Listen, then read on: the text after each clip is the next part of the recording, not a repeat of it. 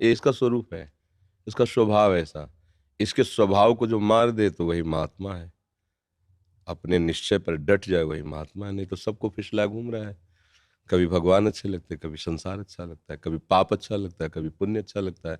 यही तो मन की चाल है। इसकी इस चाल को जो रोक दे वही भगवान का भक्त कहा जाता है। इसी की चाल से हमें बार बार जन्म मरण प्राप्त होता है। जितनी जेलें भरी है ना, इसी की चाल से तो भरी है ना। इस मन ने कहा इसको छेड़ दो, छेड़ दिया जीवन।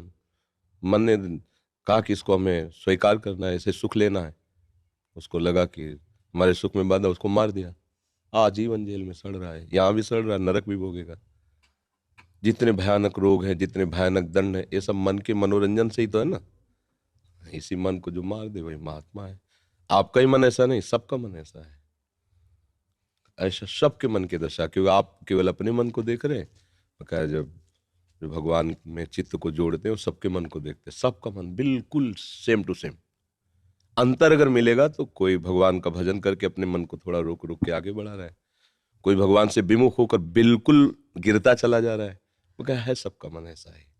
और इसी की गति को जो रोक दे, सा वही मनः कृष्ण पदारविंदयो, अपने मन को भगवान के चरणों में वही महात्मा हो गया, वही सिद्ध हो गया, वही सर्वशक्तिमान हो गया, वही सुखी हो गया। मन हमारा जहां लगता है तो इसका स्वरूप है तदाकार करना। इसकी आदत है, ये जिसमें लगता है वही बन जाता है। जैसे समोसा चटनी, तो मन ही समोसा और चटनी दोनों बनकर रसेंद्री में स्वाद भी ले आएगा, है नहीं कुछ। वो सामने बढ़िया गरम गरम समोसा, गरम गरम खाओ, कितना स्वाद है। अब वो एकदम संकल्प है, मुझे अभी भोगना है, मुझे अभी चाहिए। मैं बस इसका काम यही, ये तुरंत वही बन जाएगा जो चाहेगा, यही बन जाएगा कोई भी भोग। और भोग के संयोग के पहले ही तुम्हें सुख का स्वाद कराएगा ऐसा। अब आप पागल हो जाएंगे उस सुख के लिए, बस वो ले जाके दुख में डाल देगा। इसका यही, इसकी चाल को जो समझ जाए वही विद्वान है, इसकी चाल को रोक दे वही बलवान है, और इसको रोक कर भगवान में लगा दे वही महात्मा है। इसलिए नाम जप करो, नाम जप से बल आता है और सत्संग से विवेक आता है। दोनों की जरूरत है। जैसे हम जान गए कि हमें यहाँ पैर नहीं रखना, अब हमको इतनी ताकत होनी चाहिए कि हम अपने पैर को रोक के इधर बढ़ावें। तो ताकत मिलेगी नाम जप से, और ज्ञान मिलेगा सत्संग से, क्या करना चाहिए क्या नहीं करना चाहिए।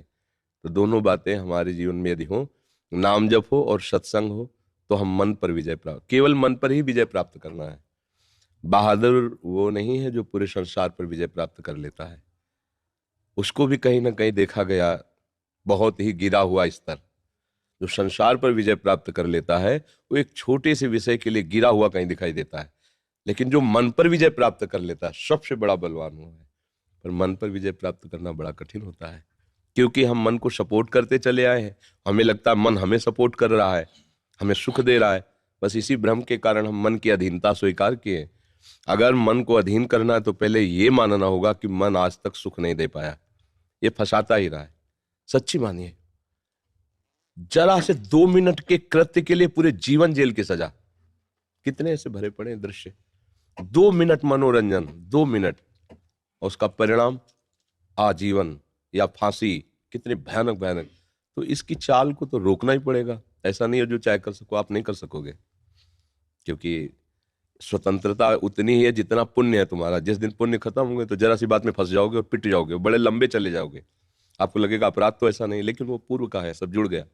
पुण्य बचाते रहते हैं। जैसे आपके पुण्य है, कोई भयानक पाप हुआ तो अगर पुण्य उससे बड़ा है तो आपको सपोर्ट कर देगा, तो आपको लगेगा बच गए, कोई दंड नहीं मिला और वो क्रिया भी हो गई। बच नहीं गए, पुण्य नहीं बचा, पुण्य नष्ट हुआ। पाप सुरक्षित बना हुआ, उसने कवच की तरह तुम्हें बचा लिया, लेकिन वो नष्ट नहीं हुआ। वो जब प्रहार करेगा तब फिर ढेर हो जाओगे। नहीं तो पाप करते ही अशांति, दुख और भय विषाद घेर लेता है। पर अगर तुम्हें नहीं हो रहा तो तुम्हारे पुण्य नष्ट हो रहे हैं। इसलिए अगर भजन हो रहा है तो सीधे पहले पाप को नष्ट करेगा। तुम्हारे हृदय में जलन होगी, जहां गलत सोचेगा मन, तुम्हारा हृदय जलने लगे कि यार नहीं, अब हम ऐसा नहीं करेंगे।